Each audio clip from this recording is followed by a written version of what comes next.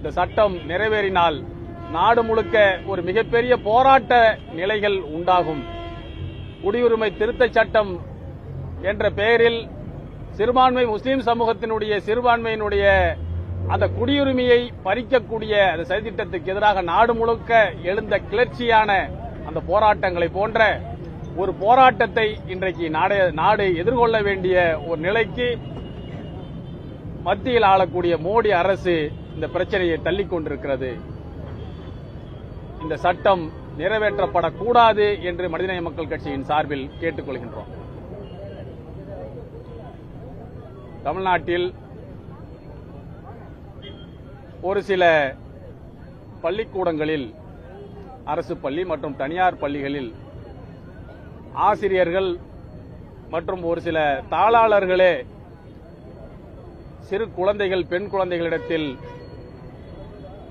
பாலியல் சீண்டல்களில் ஈடுபடக்கூடிய செய்திகள் பரவலாக வந்து கொண்டிருக்கிறது. இது முற்றாக ஒடுக்கப்பட வேண்டிய ஒரு செயல். மாண்புமிகு பள்ளிக்கல்வித்துறை அமைச்சர் அவர்கள் சொல்லியிருப்பதை நடைமுறைப்படுத்தும் விதமாக யாரெல்லாம் பாலியல் சீண்டல்களில் ஈடுபடுகிறார்களோ அந்த ஆசிரியர்கள் அந்த கல்வித்துறையிலிருந்தே தூக்கி எறியப்பட வேண்டும். அனைத்து சான்றிதழ்களும் அவர்களுக்கு ரத்து செய்யப்பட வேண்டும். பள்ளி சான்றிதழ் உள்ளிட்ட அனைத்து சான்றிதழ்களும் அவர்கள் ரத்து செய்யப்பட்டு கல்வித்துறையிலிருந்தே அவர்கள் தூக்கி எறியப்பட வேண்டும் என்ற கோரிக்கையை மனிதநேய மக்கள் கட்சியின் சார்பில் வைக்கின்றோம். வேற எதனா கேள்வி? உயர் அதிகாரிகள் பாலியல் குற்றச்சாட்டுல சம்பந்தப்பட்டிருக்காங்கன்னு சொல்லிட்டு வந்து ஒருத்தர் சஸ்பெண்ட் பண்ணிருக்காங்க. இந்த மாதிரி ஒரு முதல் முறையா இருக்கிற மாதிரி ஏற்கனவே ஒரு முறை நடந்திருக்கு. அது ரிட்டைர்மெண்ட் பிரச்சனைக்கு அப்புறம் கேஸ்ல வந்து கன்வெக்ஷன் கொடுத்துருக்காங்க. இந்த மாதிரி இதுக்கு வந்து அரசு என்ன மாதிரி நடவடிக்கை எடுக்கணும்னு நினைக்கிறீங்க? நிச்சயமாக அரசு துறையில், கல்வித்துறையில் பணியாற்றக்கூடிய அதிகாரிகள் என்பவர்கள் மக்களுக்கு ஒரு முன்மாதிரியாக இருக்க வேண்டும். அப்படி இல்லாத அதிகாரிகள், அவர்கள் எந்த துறையை சார்ந்தவர்களாக இருந்தாலும் சரி, அவர்கள் மீது பாரபட்சமற்ற கடும் நடவடிக்கைகளை அவர்கள் மீது எடுக்க வேண்டும். கடந்த காலங்களில் காவல்துறையினுடைய உயர் அதிகாரிகள் கூட இது போன்ற பாலியல் புகார்களுக்கு ஆளாகி பதவி இழந்ததை நாம் பார்த்தோம். அதுபோன்ற நபர்கள் பதவி இழப்பு மட்டுமல்ல, கடுமையான சிறை தண்டனைக்கு உட்படுத்தப்பட வேண்டும் என்ற கோரிக்கையை மனிதநேய மக்கள் கட்சியின் சார்பில் முன்வைக்கின்றோம்.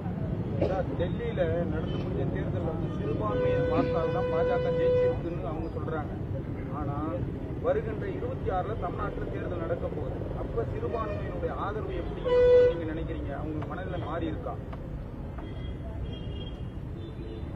மகாராஷ்டிராவில் நடந்த தேர்தலானாலும் சரி, டெல்லியில் நடந்த தேர்தலானாலும் சரி, இந்த தேர்தல்களில் பல்வேறு சந்தேகங்களை எழுப்பக்கூடிய வகையிலும் தேர்தல் கமிஷன் மீதான நம்பகத்தன்மையற்ற ஒரு நிலையும் வெளிப்படுவதை பார்க்க முடிகிறது.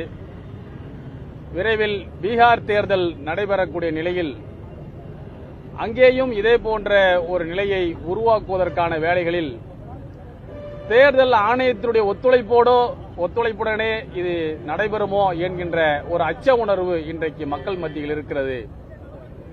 இந்திய தேர்தல் ஆணையம் என்பது ஒரு நடுநிலையான ஒரு ஜனநாயக அமைப்பு, தன்னாட்சி பெற்ற அமைப்பு என்பதை, கட்சி மாட்சியங்களுக்கு அப்பாற்பட்டு செயல்படக்கூடிய அமைப்பு என்பதை தேர்தல் ஆணையம் நிரூபிக்க வேண்டும். அப்படி நிரூபிக்காத பட்சத்தில் அந்த ஆணைய நிர்வாகிகள் மீது உச்சநீதிமன்றம் நடவடிக்கை எடுக்க வேண்டும். அப்படி எடுத்தால்தான் நீதிமன்றங்கள் மீதான ஒரு அச்சம் இந்த தேர்தல் ஆணையத்திற்கு வரும். தேர்தல் ஆணையம்தான் இன்றைக்கு மக்களுடைய ஜனநாயக உரிமையை பாதுகாக்கக்கூடிய ஒரு உச்சபட்ச அதிகாரம் பொருந்திய ஒரு அமைப்பாக இருக்கிறது. அந்த அமைப்பின் மீதான சந்தேகத்தின் நிழல் என்பது அபாயகரமானது.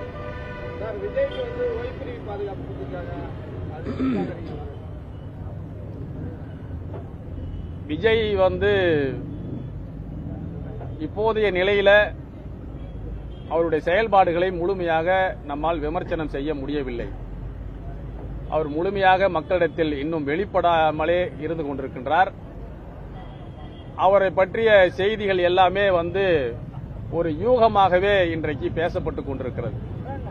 அவர் மிக குறிப்பாக உங்களை போன்ற பத்திரிகையாளர்களை முதலில் அவர் சந்திக்க வேண்டும்.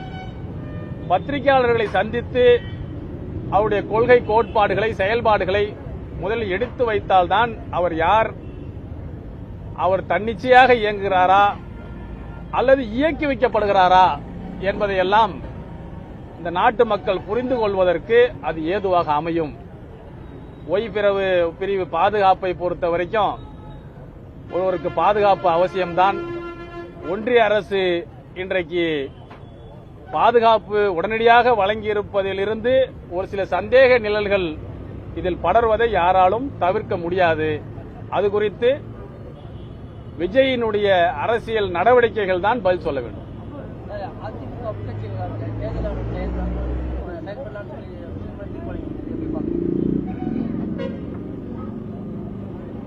உச்சநீதிமன்றத்தினுடைய ஒரு சில செயல்பாடுகளும் தேர்தல் ஆணையத்தினுடைய ஒரு பக்க செயல்பாடுகளும் நாட்டின் பல்வேறு பகுதிகளில் பல்வேறு பிரச்சனைகளுக்கு அடித்தளமாக அமைந்திருக்கிறது. தமிழ்நாட்டை பொறுத்த வரைக்கும் திராவிட முன்னேற்றக் கழகம் ஆளுங்கட்சி என்று சொன்னால் அண்ணா திராவிட முன்னேற்றக் கழகம் எதிர்க்கட்சி என்கின்ற அந்த நிலையை தகர்த்து அந்த இடத்தில் பாஜகவை கொண்டு வருவதற்கான பல்வேறு முயற்சிகள் சில வருடங்களாக ரொம்ப வேகமாக எடுக்கப்பட்டுக் கொண்டிருக்கிறது. அதனுடைய ஒரு பகுதியாக கூட இது இருக்குமோ என்கின்ற ஒரு சந்தேகமும் இன்றைக்கு எழும்பியிருக்கிறது. அதை பொறுத்திருந்து தான் பார்க்க வேண்டும். சார், திருப்பரங்குன்றத்தில் 18ஆம் தேதி ஆர்ப்பாட்டம் பண்ண ஆனால் லோக்கல் ஜமாத்தில் நாங்கள் அந்த மாதிரி அறிவிக்கல அப்படின்ற மாதிரி சொன்னாங்க. ரெண்டு தரப்பான கருத்துக்கள் கிட்ட வந்து இதை நீங்க எந்த விதத்தில் பாருங்க சார்? மதுரை திருப்பரங்குன்றம் பிரச்சனையை பொறுத்த வரைக்கும் அங்கே அதே இடத்திற்கு நேரடியாகவே ஆய்வுக்கு சென்றவன் நான். அதில் பொறுத்த வரைக்கும் ஒன்றே ஒன்றுதான், பல நூற்றாண்டுகளாக நடைமுறையில் இருந்து வரக்கூடிய வழிபாட்டு உரிமை பாதுகாக்கப்பட வேண்டும். அவருடைய எந்த வழிபாட்டு உரிமையும், அதாவது அது முஸ்லீம்களுடைய வழிபாட்டு உரிமையாக இருந்தாலும் சரி, இந்து பெருமக்களுடைய வழிபாட்டு உரிமையாக இருந்தாலும் சரி, சமண மதத்தினுடைய வழிபாட்டு உரிமையாக இருந்தாலும் சரி, அவருடைய வழிபாட்டு உரிமைகள் இத்தனை ஆண்டுகள் எப்படி நடந்து கொண்டிருந்ததோ அதே நிலையில் நீடிக்க வேண்டும். அதில் எந்த மாற்றத்துக்கும் யாரும் வழிவகை செய்யக்கூடாது.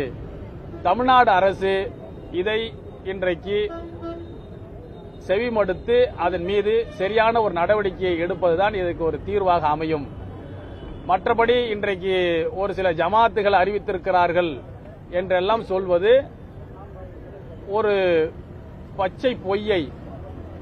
இன்றைக்கு வெறுப்பு அரசியலுக்காக அதை அங்கு பயன்படுத்திக் கொண்டிருக்கிறார்கள் தவிர எந்த முஸ்லீம் ஜமாத்தும் அங்கே உணவு பரிமாறுவதற்கான எந்த அறிவிப்பையும் இப்போதைய நிலையில் யாரும் அறிவிக்கவில்லை.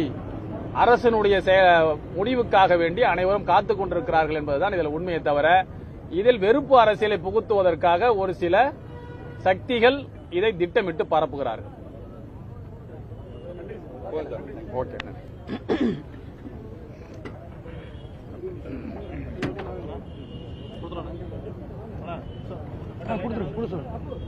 புரியல. சாப்பிட்டு போயிடுங்க. ஆமா ஆமா, சாப்பாடு கொடுக்குறீங்களா? சாப்பிட்டு போங்க. சரி, கொடுத்து விட்டுருங்க. பத்திரிகைலாம் கொஞ்சம் சாப்பிட்டு போங்க. கொடுத்துருங்க.